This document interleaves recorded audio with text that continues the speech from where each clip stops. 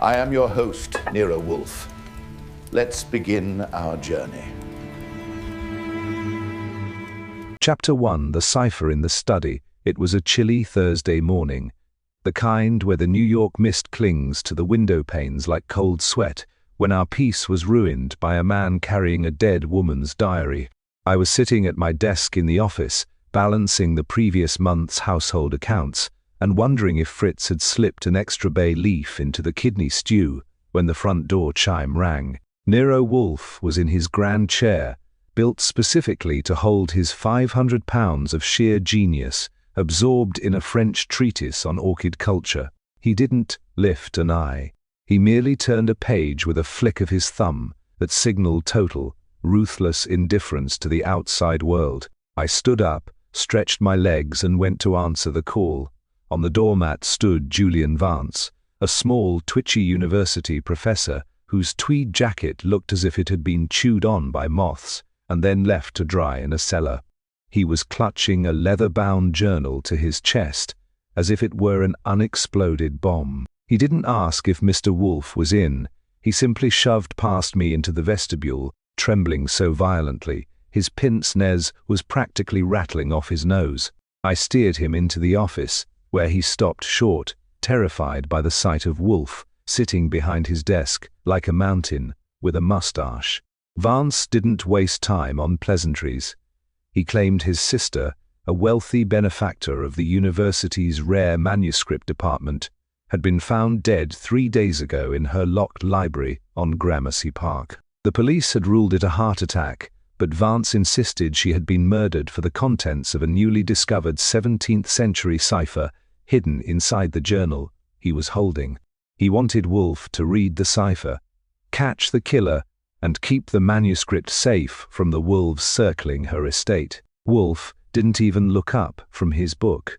He informed the professor, in a voice that could curdle milk, that he did not investigate natural deaths, he did not decipher amateur riddles, and he certainly did not work for men who smelled of stale tobacco and panic. But then Vance mentioned a detail about a missing pre-Columbian bookmark tucked inside the diary, a leaf-pressed artifact from a high-altitude Andean monastery. Wolfe's eyes opened wide. The book on orchids snapped shut, with a thud that sounded like a pistol shot.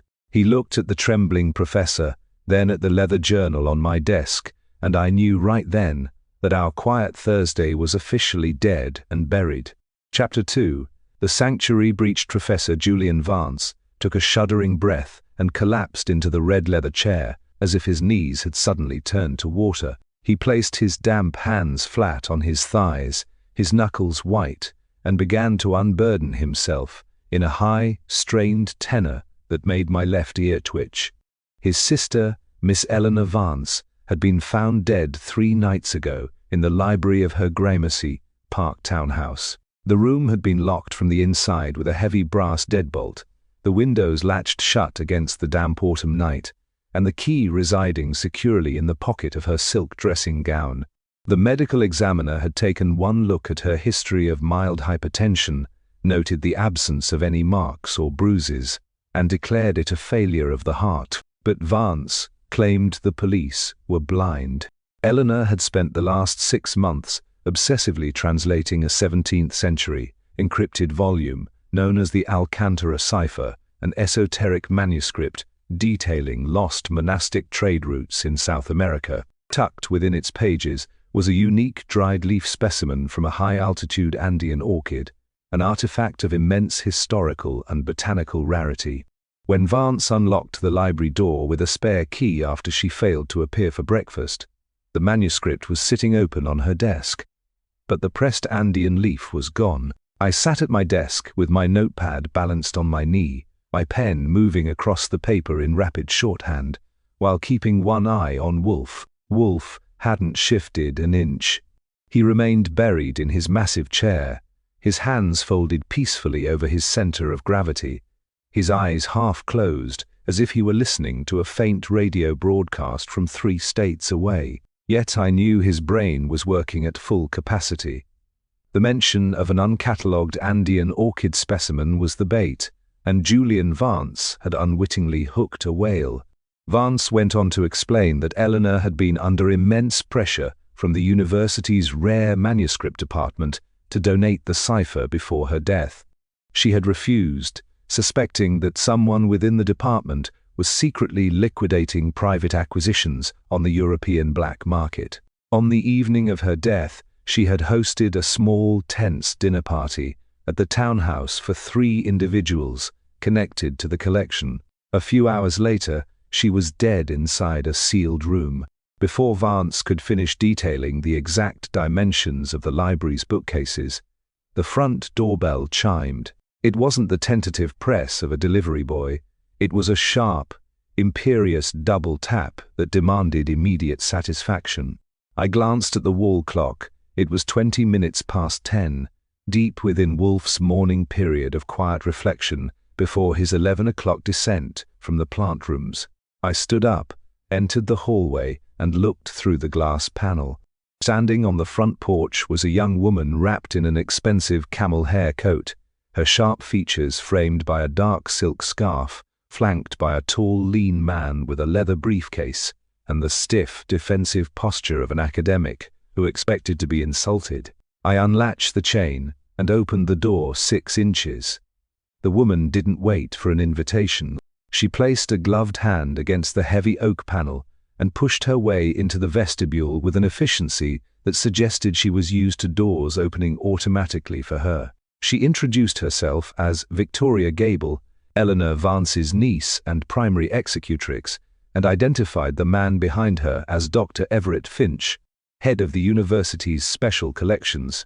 She demanded to know if her Uncle Julian was inside, accusing him of stealing the Alcantara cipher from her late aunt's estate before the legal inventory could be completed. Dr. E2 Waus.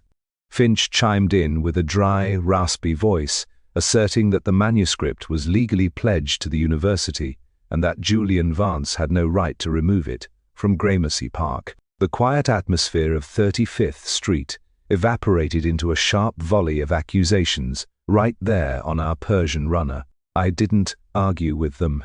I simply gestured toward the office door and ushered them inside, curious to see how Wolfe would handle a double invasion of his sanctuary before lunch. When Victoria Gable and Dr. Finch swept into the room, Julian Vance squeaked like a stepped-on mouse and tried to shrink back into the red leather chair. Victoria marched straight up to Wolfe's desk, her heels clicking loudly on the parquet floor, and placed both hands on the dark wood. She demanded the immediate return of the leather journal sitting near my typewriter. Dr. Finch hovered behind her, clutching his briefcase like a shield and muttering about court injunctions and property laws. Throughout this noisy display, Nero Wolfe remained entirely motionless. He didn't blink. He didn't raise a finger to adjust his posture. He merely sat there, a gargantuan figure of immovable iron, letting their heated words bounce off his immense bulk. His eyelids were lowered so far he appeared to be sleeping through a storm. But I caught the subtle tension in his jaw. The sanctity of the brownstone had been thoroughly breached. Strangers were shouting in his office, threatening legal action and disturbing the air 5 minutes before he was due to review his mail. It was a spectacular mistake on their part. Finally, Wolfe let out a long, quiet sigh that seemed to deflate the tension in the room by half. He opened his eyes, fixing Victoria Gable with a look of cold, surgical distaste. His voice, when he spoke, was surprisingly soft, yet it cut through Dr. Finch's rambling legal threats like a razor through silk.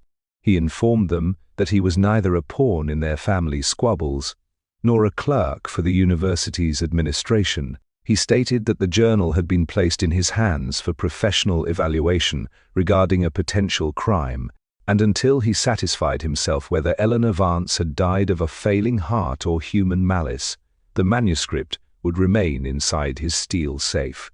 Victoria spat a final bitter warning about the police, while Dr. Finch looked as though he wanted to reach for the journal himself, but lacked the physical courage to step past my desk. Wolfe offered a single dismissive flick of his right wrist, turned his head toward the door, and instructed me to clear the room.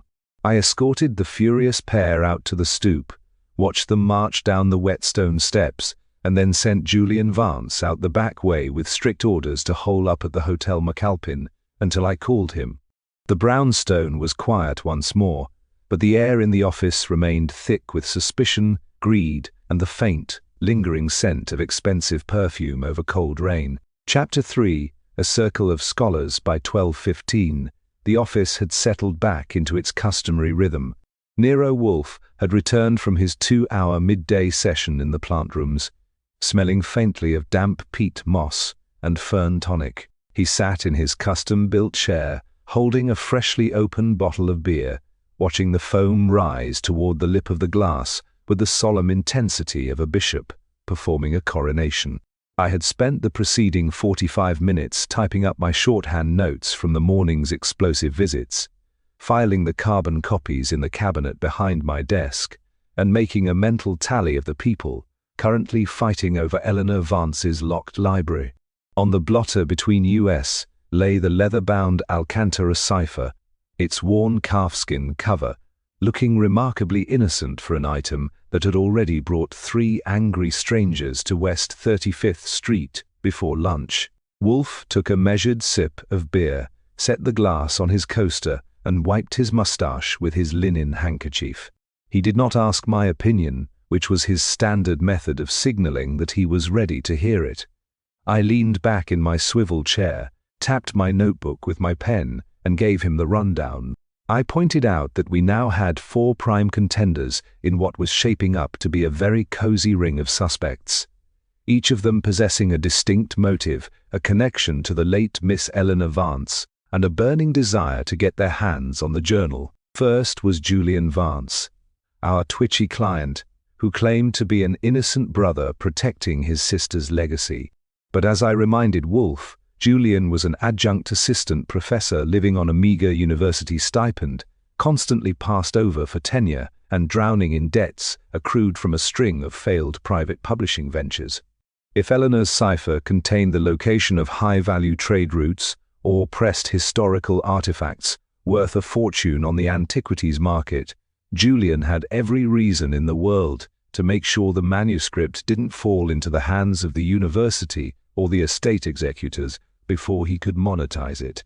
Second was Victoria Gable, the niece with the camel hair coat and the temperament of an iron spike. She was the sole executrix of Eleanor's will and stood to inherit the Gramercy Park townhouse along with its substantial estate. Victoria was currently embroiled in a high-stakes real estate development project in Midtown that was bleeding cash by the day.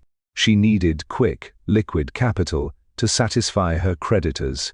An uncatalogued, priceless manuscript, and whatever pressed treasures were tucked between its pages, represented an easy, off-the-books resolution to her mounting financial ruin, provided she could seize control of it before an official probate appraisal took place. Third was Dr. Everett Finch, the austere head of special collections, who had stomped into our vestibule spouting legal threats. Finch's entire career was built on the university's prestige, but rumor among the academic circles suggested he was under quiet investigation by the Board of Trustees for severe budget shortfalls in his department. A major scandal involving stolen antiquities sold on the European black market would destroy his academic standing instantly. Securing the Alcantara cipher for the university library would not only cover up any discrepancies in his ledgers, but it would also cement his position as a preeminent archivist beyond any trustee's reach. Finally, there was the fourth figure who had emerged from my quick phone calls to my contacts at the Gazette, Dr. Harrison Boyd. Boyd was an independent antiquarian collector, a wealthy dilettante, and a long-time rival of Eleanor Vance. He had been one of the select few guests attending Eleanor's private dinner party at the Gramercy Park townhouse on the night she died. Boyd had spent the last decade attempting to buy the Alcantara cipher from Eleanor, only to be publicly rebuffed at every turn. According to my source, Boyd had been seen entering a high-end auction house in London just last month, dropping hints that he would soon acquire an uncatalogued South American artifact of supreme botanical rarity. Wolfe listened in absolute silence, his eyelids half closed, his hands resting on his abdomen like a pair of folded paws. When I finished my summary, he remained still for a long moment, the only sound in the office being the soft ticking of the brass clock on the mantelpiece. He pushed his lips out, drawn in and out, a sure sign that his internal gears were meshing together, the pieces of human greed and deception I had just laid out on his desk. He opened his eyes, fixing me with a sharp, clear gaze. He observed that we were dealing with a classic quadrangle of ambition, where each individual believed themselves to be the smartest operator in the room.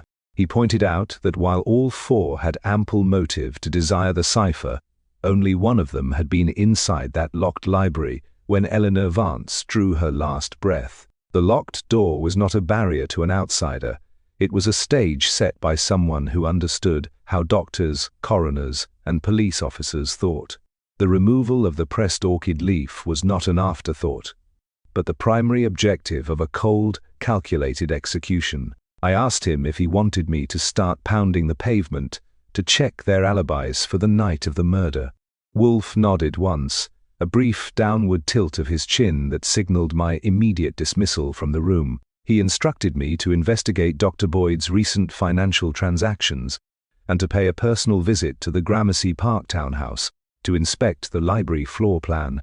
I grabbed my hat and coat, pulled my car keys from the drawer, and headed out into the chilly afternoon, ready to do the legwork while the genius in the grand chair stayed warm and motionless behind his desk.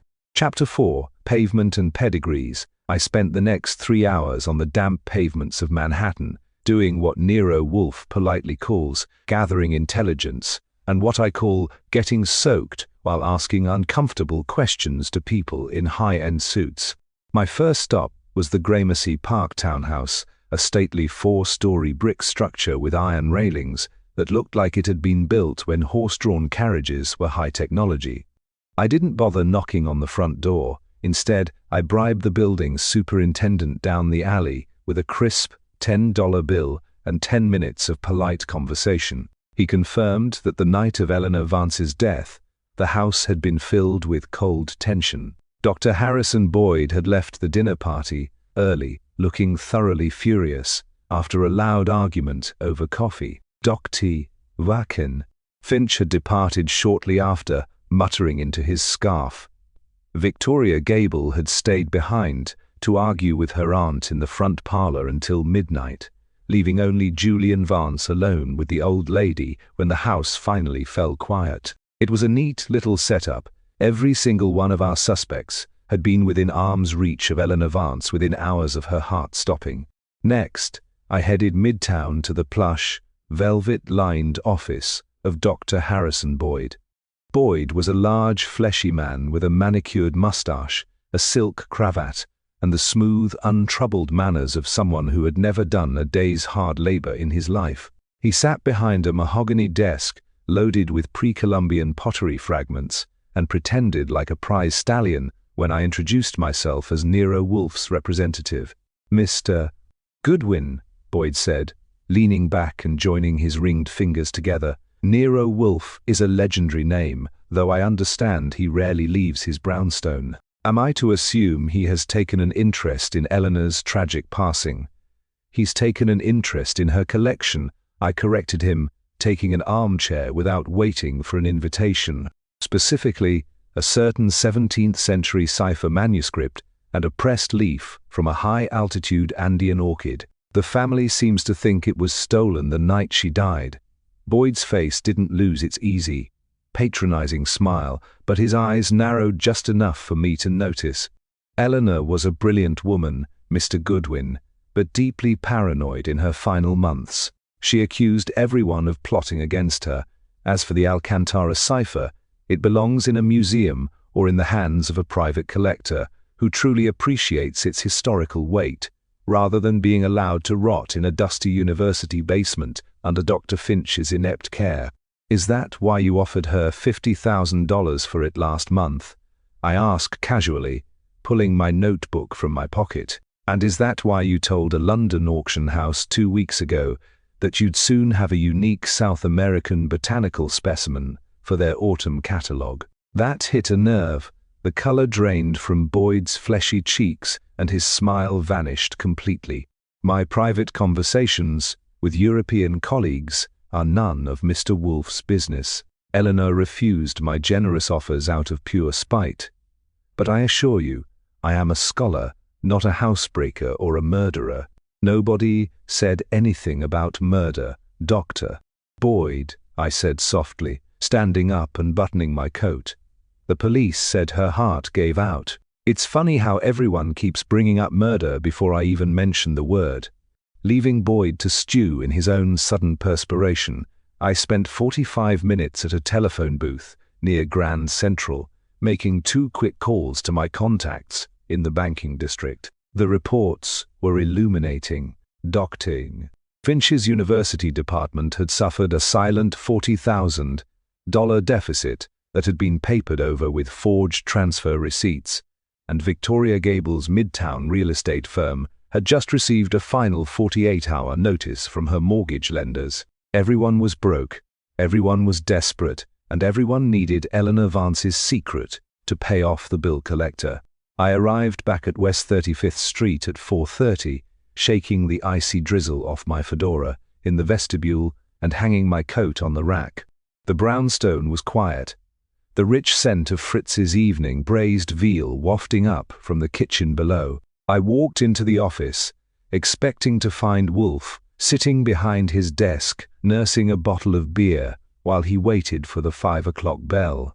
Instead, I found him standing near my desk, his gargantuan frame rigid, his eyes fixed on the small side table where he kept his brass desk clock and a silver shaker of coarse sea salt. "Archie," Wolfe said, his voice dropping to a low, icy register that sent a chill straight down my spine. "Do not move." I stopped dead in my tracks, my hand hovering near my holster. "What's wrong, boss?" "Look at the blotter," Wolfe rumbled softly, pointing a single thick finger toward my desk. I stepped closer and looked. Sitting on my green leather blotter was the Alcantara cipher, but it wasn't where I had left it locked inside the heavy steel safe behind my chair. The safe door was closed, but the brass handle was resting at a slight angle. Someone had slipped into the office while I was out, and while Wolfe was upstairs in the plant rooms with Theodore Horstman. The intruder hadn't taken the manuscript. They had opened it, searched through its pages, and left a faint trail of pale, dry dust across my mahogany desktop. Wolfe's face was dark, with a fury I had rarely seen. His brownstone, his fortress, his sacred sanctuary, had been breached under his very nose. "Call Sol Panzer," Wolfe ordered, his voice carrying the finality of a death sentence. Immediately. Chapter 5. The Salt Shaker's Shadow. I lifted the leather-bound volume using a pair of clean handkerchiefs from my drawer, placing it carefully on a sheet of butcher paper so as not to disturb the pale dry dust scattered across the green blotter. Wolfe stood beside my desk, a mountain of silent rage, his jaw muscles working in tight, rhythmic pulses. He didn't touch the manuscript. He merely stared down at the thin white residue, with eyes that looked like 2 slivers of black ice. In 30 years of managing Nero Wolfe's affairs, I had seen him annoyed, exasperated, and thoroughly disgusted. But an invasion of his office while he was on the top floor tending to his orchids was an unpardonable sin. The brownstone was his castle, his fortress, and his sanctuary, and someone had slipped inside its walls like a ghost in broad daylight. I bent low over the desk, sniffing the faint white powder, then touched a tiny speck of it with the tip of my pencil. It was fine, chalky, and completely odorless, resembling pulverized dried bone or crushed botanical stems. I pointed the tip toward the small silver salt shaker sitting on the side table near the globe. The shaker had been shifted 3 inches to the left, leaving a faint crescent in the thin film of dust on the mahogany surface. The intruder hadn't just opened the safe, they had brushed against the side table in their haste, dislodging the shaker and disturbing the precise geometry that Fritz maintained every single morning. I checked the heavy steel safe behind my desk. The combination dial showed no scratches or gouges, meaning whoever opened it either possessed the combination or was a master craftsman with a stethoscope and 5 minutes of absolute silence. I walked out into the hallway and inspected the front door. The deadbolt showed a microscopic trace of graphite around the keyway, the unmistakable signature of a professional set of picks. The intruder hadn't forced their way in. They had glided through the front door, worked the lock, opened the safe, searched the Alcantara cipher, and vanished into the autumn drizzle before Fritz had even finished chopping onions in the kitchen below. Wolfe walked back around to his custom-built chair, lowering his huge bulk into the cushions with a slow, heavy sigh that sounded like steam escaping a boiler. He did not sit in comfort. He remained upright, his hands resting flat on the mahogany arms of his chair, his gaze fixed on the spot where the salt shaker had been dislodged. He asked me if Fritz had heard anyone entering between 3 and 4 o'clock. I told him Fritz had been in the basement pantry receiving a delivery of poultry from the butcher, which meant the front hall had been entirely unobserved for a 20-minute window. I leaned against my desk, looking down at the white powder. I noted that whoever broke in wasn't trying to steal the manuscript itself. If they had wanted the journal, they could have stuffed it into a coat pocket and walked out. Instead, they had opened it, flipped through its yellowed pages, and left this residue behind. It meant they were looking for a specific sheet, a missing piece of parchment, or perhaps verifying whether the pressed Andean leaf was still tucked inside its binding. When they realized the leaf wasn't there, they left the book right on my blotter as a deliberate insult, or in a panicked hurry when they heard Fritz coming back up the cellar stairs. Wolfe closed his eyes, his lips pushing out and in, working through the insult with methodical, cold precision. He noted that the white powder on the desk was not dust from the street, nor lint from a coat. It was the dried, pulverized cellular structure of a high-altitude plant, specifically the degraded remnants of the very Andean specimen that had been pressed inside the cipher for 3 centuries. The intruder hadn't been looking for the leaf. They had already possessed it. They had brought the crushed remnants of Eleanor Vance's stolen artifact into our office, leaving its dust behind as they searched the journal for the translation key. The realization settled over the office like a heavy wool blanket. The person who had broken into the Gramercy Park townhouse and killed Eleanor Vance was the exact same person who had just picked our lock on West 35th Street. They had taken the pressed leaf from Eleanor's library, realized it was useless without the mathematical key hidden in the Alcantara cipher's margins, and risked everything to infiltrate Wolfe's home to find the formula. They were desperate, efficient, and completely unconcerned with the law or the sanctity of our front door. I picked up the telephone receiver, dialed the familiar number in East 38th Street, and listened to the ring. Sol Panzer answered on the 3rd chime, his quiet, raspy voice instantly cutting through the tension. I told him Mr. Wolfe had a job that required his specific brand of genius, a pair of rubbers for the rain, and a notebook that never forgot a face.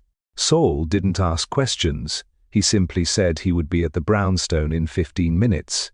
I hung up the receiver and looked across at Wolfe. He had opened his eyes and was staring at the glass bottle of beer sitting unopened on his tray. He didn't touch it. He rumbled softly that we were no longer merely investigating a suspicious death at the request of a twitchy professor. We were now engaged in a personal settlement of accounts. Whoever had dared to step across his threshold, tamper with his safe, and shift a salt shaker on his side table was going to be brought to this room, placed in one of our yellow chairs, and broken into small pieces. Chapter 6. Saul's shadow game. Sol Panzer arrived at the brownstone at 10 minutes to 5, stepping through the vestibule without a sound, his battered felt hat dripping water onto the runner. He looked like an unemployed tailor's assistant who had spent the night sleeping under a bridge. But behind those watery grey eyes was a memory that recorded every shadow in Manhattan. I poured him a small glass of cognac, which he accepted with a nod, while Wolfe laid out the situation from his chair. Wolfe didn't bother with theatrical flourishes. He gave Saul the 4 names: Julian Vance, Victoria Gable, Dr. Everett Finch, and Dr. Harrison Boyd, along with the precise timeline of the afternoon break-in. Saul listened in absolute silence, sipping his drink, his small, sharp nose twitching slightly as he absorbed the details. Wolfe instructed him to establish immediate surveillance on the 4 suspects, with particular focus on their movements between 3 and 4 o'clock that afternoon.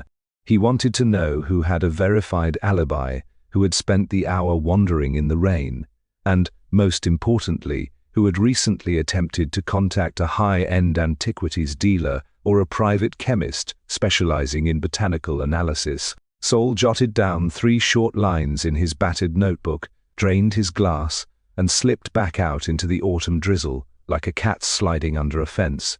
While Saul was out on the wet pavements, I set to work on my own assignment. Wolfe wanted every detail regarding the physical layout of the Gramercy Park Library, specifically the exact construction of the door lock and the window latches.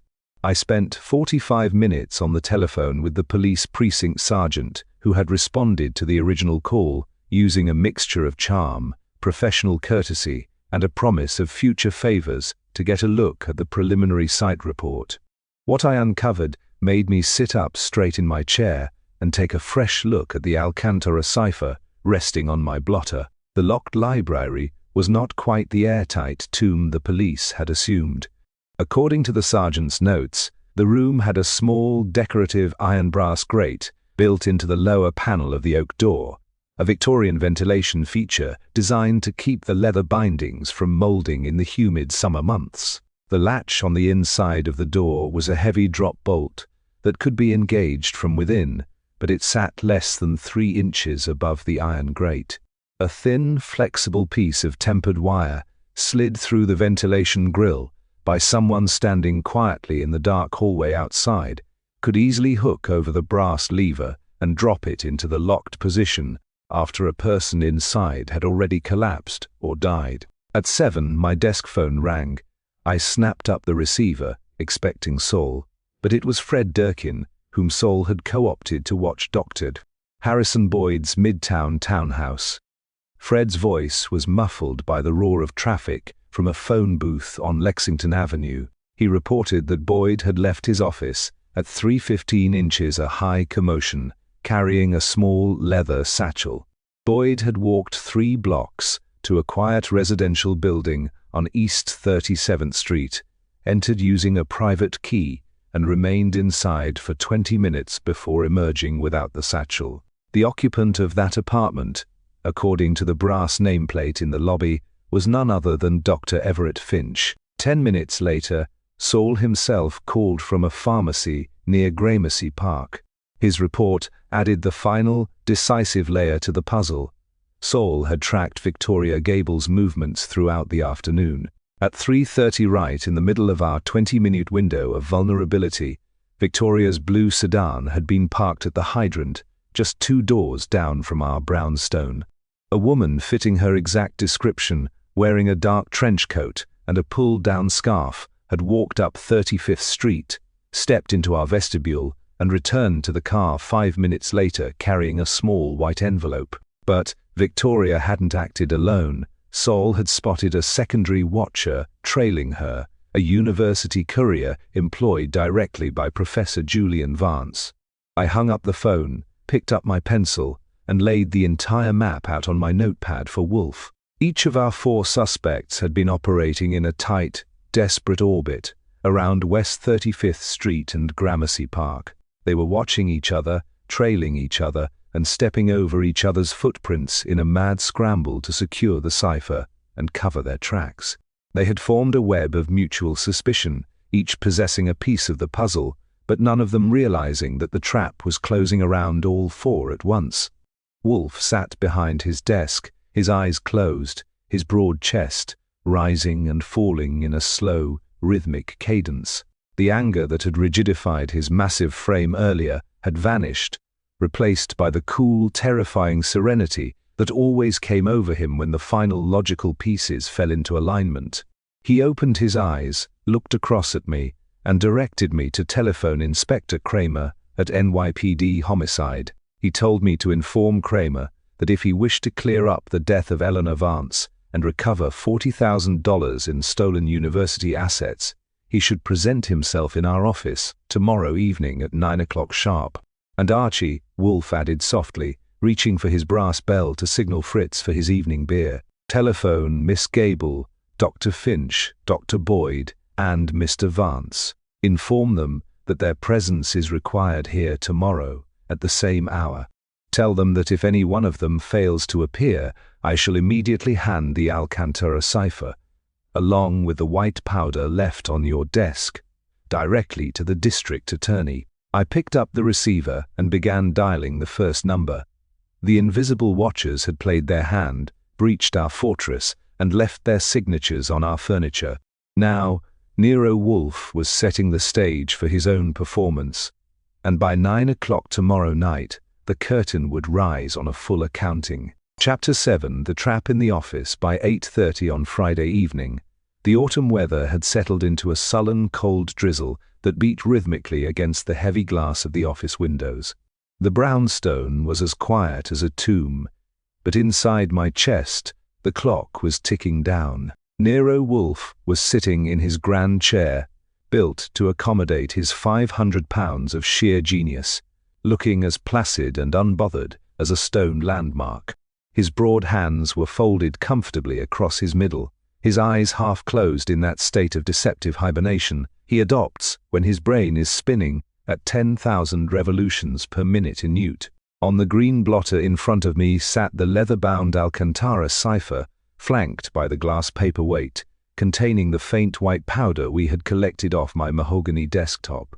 I checked my shoulder holster, made sure my .38 was riding comfortably under my left arm, and adjusted my blotter. "Boss," I said, leaning back in my swivel chair, "if they all show up, we're going to have a full house.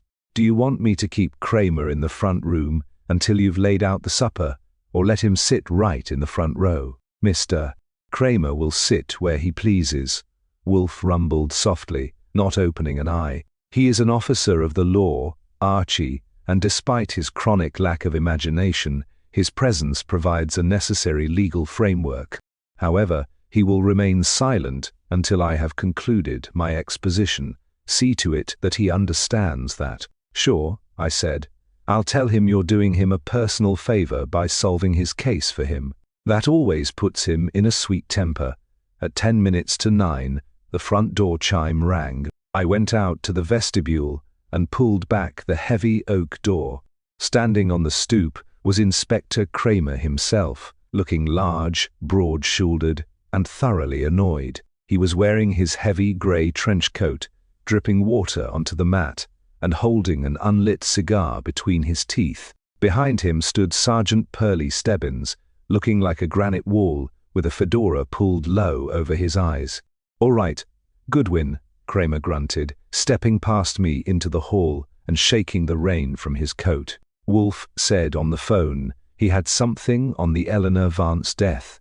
If this is another one of his wild goose chases to cover up for a client, I'm going to lock him up for obstructing justice, size and all. "Walk right in, Inspector," I said cheerfully, taking his coat. "He's sitting in there nursing his ego, but keep your hat on. The atmosphere in there is about to get very chilly." Before Kramer could settle into his usual leather chair near the corner, the doorbell rang again, 3 times in rapid succession. The guests were arriving right on schedule, driven by equal parts terror and greed. First came Dr. Harrison Boyd, his fleshy face pale under the hall light, his silk cravat slightly askew. Next was Dr. Everett Finch, clutching his worn leather briefcase like a shield against execution. Behind him stepped Victoria Gable, looking striking and sharp in a dark tailored suit, her jaw set in an iron line of defiance. Bringing up the rear was Professor Julian Vance, twitching like a marionette with cut strings, his eyes darting toward every shadow in the hallway. I ushered the entire nervous quartet into the office, steering them toward the arc of yellow chairs I had set up facing Wolfe's desk. They sat down stiffly, avoiding each other's eyes, while Inspector Kramer leaned against the filing cabinet with his arms crossed, watching them like a hawk. Saul Panzer slipped into the room quietly through the connecting door from the front room, stepping silently into the shadows behind my desk. The room was packed, the air thick with the smell of wet wool, expensive perfume, and pure, concentrated panic. Wolfe opened his eyes slowly. His gaze traveled across the line of faces, Boyd Finch, Victoria Gable, and Julian Vance, before finally settling on the leather journal sitting in the center of his desk.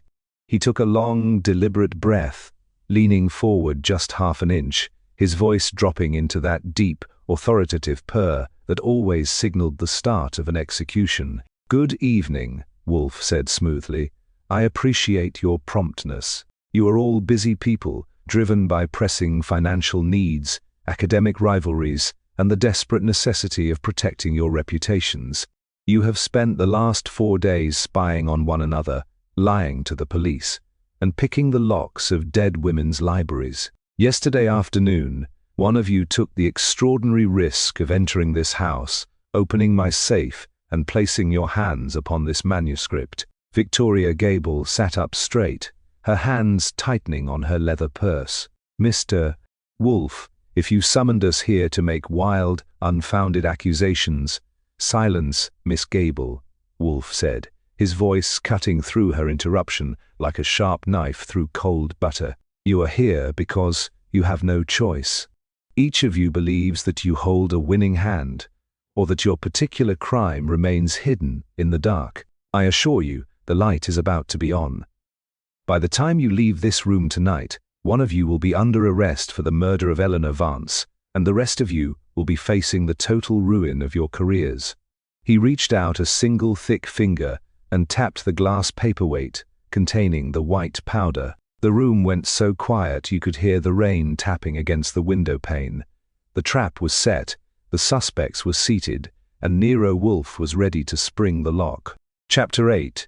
The summons to West 35th. Nero Wolfe rested his elbows on the broad mahogany arms of his chair, bringing his fingertips together to form a precise, neat angle beneath his chin.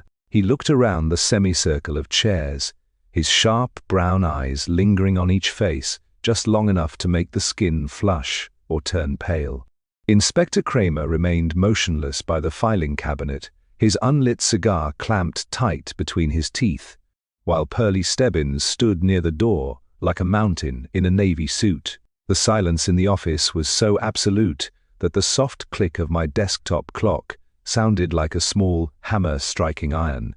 "We shall begin," Wolfe said, his voice dropping to that smooth, dangerous purr that usually preceded an execution, "with the fiction that brings you all together. You have each presented yourselves to the world and to the police as victims of unfortunate circumstances or guardians of high principle. In truth, you are 4 desperate individuals locked in a circle of mutual extortion, driven by financial ruin and professional disgrace." Dr. Harrison Boyd shifted uncomfortably in his seat, adjusting his silk cravat with a thick, ringed hand. "Mr. Wolfe, I came here out of respect for your reputation, not to sit through a sermon on morality. If you have something concrete to state regarding Eleanor Vance's death, state it." "I shall state facts, Dr. Boyd," Wolfe rumbled, "and you will listen. Let us examine your concrete movements first. On Wednesday afternoon, shortly after Mr. Goodwin visited your office, you suffered a sudden panic. You retrieved a leather satchel from your desk and took it directly to an apartment on East 37th Street, owned by Dr. Everett Finch. Inside that satchel was $40,000 in bearer bonds, a payment intended to purchase stolen artifacts from the university's special collections, which Dr. Finch had been quietly liquidating to cover a massive deficit in his departmental accounts. Dr. Finch let out a thin, wet gasp, his face turning the color of skimmed milk. He clutched his worn briefcase to his ribs, as if it might shield him from Kramer's piercing glare. "That's an outrage. That money was a private research grant," Nonsense, Wolfe snapped, cutting him off with a flick of his finger. It was the purchase price for a collection of South American manuscripts. You needed those funds to cover your fraudulent ledger before the University Board of Trustees initiated their annual audit next week, but your transaction hit an unexpected snag. Eleanor Vance discovered the missing vault items 3 days before her death. She confronted you, Dr. Finch, during her dinner party, and she threatened to expose both you and Dr. Boyd to the district attorney. Victoria Gable leaned forward, her dark eyes flashing with sharp, cynical satisfaction. I told you, Inspector. The university is a den of thieves. Neither of them had any right to Aunt Eleanor's estate. Do not celebrate prematurely, Miss Gable, Wolfe said, turning his head slowly toward her. Your hands are no cleaner than theirs. You are currently facing immediate foreclosure on your midtown property developments. You needed your aunt's liquid assets to satisfy your creditors before Friday noon. On Thursday afternoon, while Mr. Goodwin was out of this house, your blue sedan was parked 50 yards down 35th Street. A woman matching your description approached my front door, verified that my assistant had departed, and acted as a lookout while another party breached my lock. Victoria's jaw went tight, her cheeks reddening under her artfully applied powder. I was nowhere near this street yesterday. Saul Panzer's memory for faces and license plates is infallible. Miss Gable, Wolfe replied coldly. Furthermore, the person who actually picked my lock was acting under your direct instruction, utilizing a set of skeleton keys provided by your co-conspirator, your uncle Julian Vance. Julian Vance squeaked like a stepped-on mouse, cowering back into the cushions of his chair. I only wanted what was rightfully mine. Eleanor promised me her research. She promised me the Alcantara cipher. She promised you nothing, sir, Wolfe said, his voice rising with sharp contempt. You are an incompetent parasite who traded your sister's trust for a chance to pay off your gambling debts. You provided Miss Gable with the floor plan of the Gramercy Park townhouse and the duplicate keys to the library. You believed that by helping her secure the estate, you would receive a portion of the black market proceeds from the sale of the Alcantara cipher. But none of you understood the true nature of the artifact you were fighting over. Wolfe reached out his hand and rested his palm lightly on the calfskin cover of the leather journal sitting on my blotter. You all saw this manuscript as a monetary prize. You saw the pressed Andean leaf as a rare curio worth a small fortune to private collectors. But the person who entered Eleanor Vance's locked library 3 nights ago did not want money. They wanted absolute silence. They knew that Eleanor had successfully decrypted the marginalia of the Alcantara cipher, uncovering a list of names of high society figures involved in the systematic looting of South American heritage sites. Kramer stepped forward from the filing cabinet, his eyes fixed on Wolfe's face. Are you telling me her death wasn't a heart attack, Wolfe? I am telling you, Mr. Kramer, Wolfe said, his eyes opening wide and fixing upon a single person in the arc of yellow chairs, that Eleanor Vance was murdered in a room that was meant to be her tomb by a killer who thought a locked door would protect them from the gallows. Chapter 9. The anatomical deduction. Inspector Kramer took the cigar out of his mouth, his heavy shoulders leaning forward as if he were preparing to charge the desk. He demanded to know how anyone could have murdered an old woman inside a room, locked from the inside with a brass deadbolt, and the key still in her pocket, leaving no marks on the body. Wolfe did not raise his voice, nor did he shift his weight. He simply closed his eyes and began to deconstruct the impossible crime with the precise, methodical cadence of a surgeon dissecting a cadaver. He explained that the locked library was a magnificent illusion designed to capitalize on the police department's unfortunate tendency to accept the obvious. The Gramercy Park Library's heavy oak door featured a Victorian iron ventilation grate near the floor. The internal latch was a simple drop bolt located mere inches above this grate. A man standing in the dark hallway armed with a length of stiff, hooked wire, could easily reach through the iron scrollwork, catch the brass lever, and pull it down into the locked position long after he had closed the door from the outside. The room was not sealed to keep the killer out. It was sealed to ensure that Eleanor Vance's death would be officially recorded as a tragic failure of the heart. Dr. Harrison Boyd let out a short, derisive bark of laughter, though the sweat beading on his forehead betrayed his panic. He mocked the idea, claiming that even if a door could be bolted from the hallway, it did not explain how Eleanor had died. A heart attack was a heart attack, he insisted, and no parlor tricks could change the medical examiner's verdict. Wolfe opened his eyes, directing a gaze of such freezing intensity at Boyd that the antiquarian recoiled into his chair. Wolfe agreed that the medical examiner had seen the classic signs of cardiac arrest, but he pointed out that nature produces several obscure botanical compounds that perfectly mimic these symptoms. He gestured toward the glass paperweight, containing the faint white powder gathered from my desk. That powder, Wolfe explained, was not dust. It was the pulverized, desiccated residue of a highly toxic, high-altitude Andean orchid, a sister specimen to the one Eleanor had kept pressed inside the Alcantara cipher. The killer had introduced the crushed botanical poison into Eleanor's after-dinner tea. It was a flawless, untraceable weapon, provided one possessed the esoteric knowledge required to identify and prepare it. Wolfe shifted his gaze, dismissing Julian Vance and Victoria Gable as incapable of such intellectual murder. They were clumsy opportunists, driven by debt and greed, willing to orchestrate a break-in, but lacking the specialized pharmacological expertise to execute a seamless poisoning. Dr. E.C.D. Finch possessed an academic background, but he was a bureaucrat, a man who forged ledgers and panicked when confronted. The only individual in the room, with both the motive to silence Eleanor Vance and the extensive specialized knowledge of uncatalogued South American antiquities and their associated botanical hazards, was Dr. Harrison Boyd. Eleanor had decrypted the cipher, revealing a historical map that also functioned as a modern ledger of stolen artifacts, a list that prominently featured Dr. Boyd's illicit European transactions.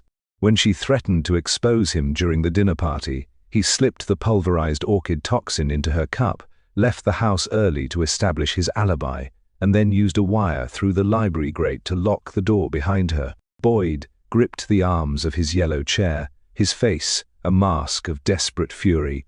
He shouted that Wolfe was inventing a fantasy, that there was no proof tying him to the poison, the cipher, or the break-in at the brownstone. Wolfe merely pushed his lips out and in, completely unruffled. He calmly informed Dr. Boyd that arrogance is always the undoing of the intellectual criminal. Boyd had successfully murdered Eleanor, but he had failed to secure the Alcantara cipher before Julian Vance removed it from the townhouse.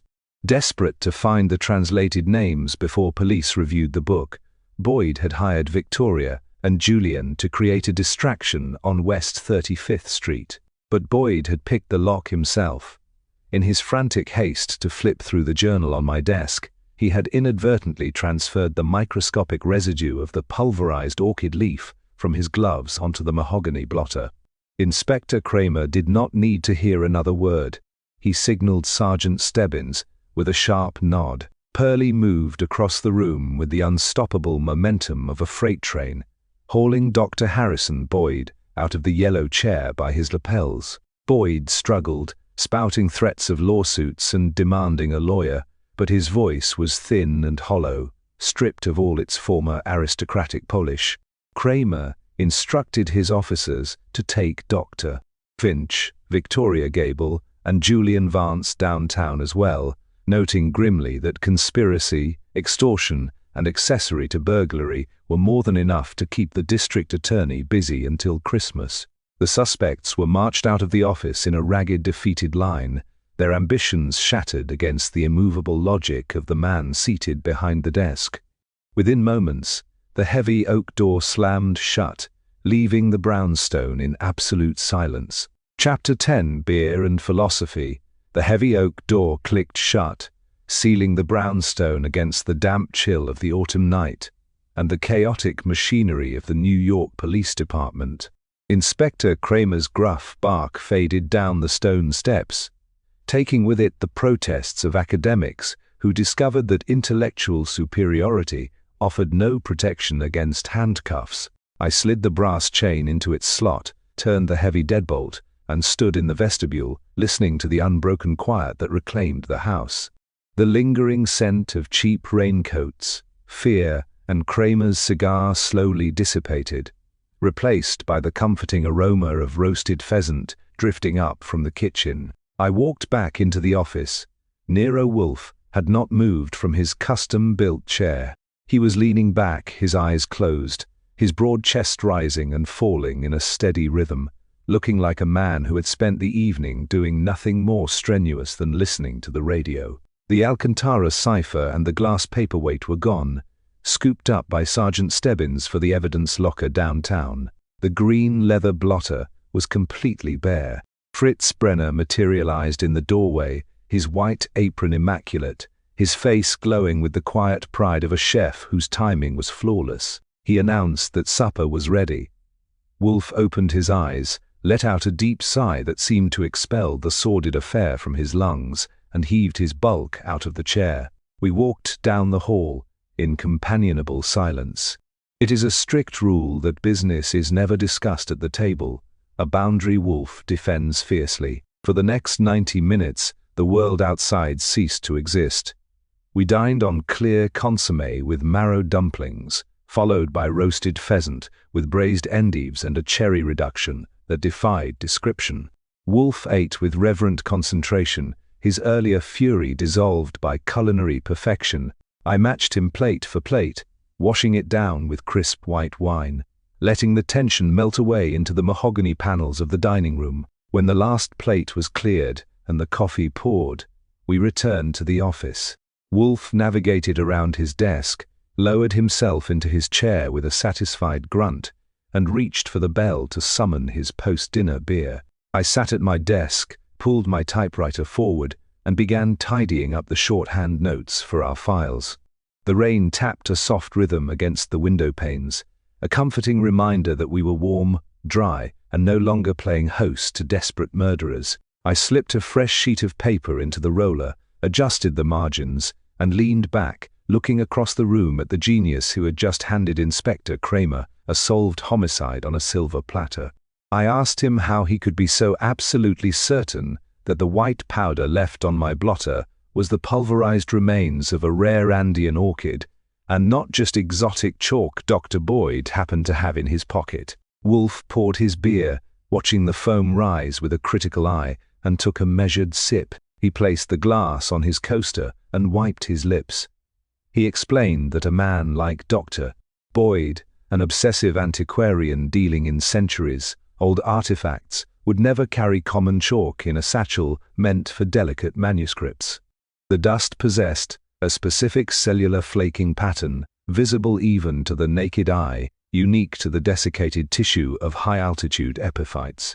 Boyd had crushed the leaf to extract its toxic alkaloids, but in his supreme arrogance, he neglected to clean his gloves before breaking into our safe, believing his specialized knowledge made him invisible to ordinary detection. Wolfe leaned back against his yellow cushions, his dark eyes fixing on a spot near the far wall. He rumbled softly that the true tragedy of the intellectual criminal is the mistaken belief that a superior mind can sterilize a brutal act. Dr. Boyd viewed the murder not as a heinous violation of human life, but as a necessary edit to a historical document. He thought he could cross out a human being with the detached precision he used to alter a provenance record. But violence always leaves a residue, whether it is a speck of botanical dust on a blotter, a forged ledger in a basement, or the undeniable rot of greed in a man's soul. Boyd mastered the secrets of ancient trade routes, but he entirely failed to comprehend the fundamental architecture of human morality. For that failure, he would inevitably burn in the electric chair. I listened to the impromptu sermon, nodding slowly as the heavy truth of it settled into the quiet room. It was a neat, philosophical bow, tied perfectly around a very ugly package. I rolled my shoulders, feeling the exhaustion finally begin to catch up with me, and gave the typewriter carriage a solid thwack. I told Wolfe it was a beautiful sentiment, and I hoped he remembered to include it in the invoice we were going to send the University Board of Trustees for saving their academic reputation.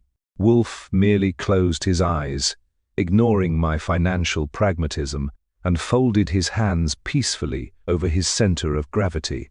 I turned off my desk lamp, leaving the office bathed in the soft glow of his reading light. I decided that philosophy was all well and good, but a clear check paid the butcher.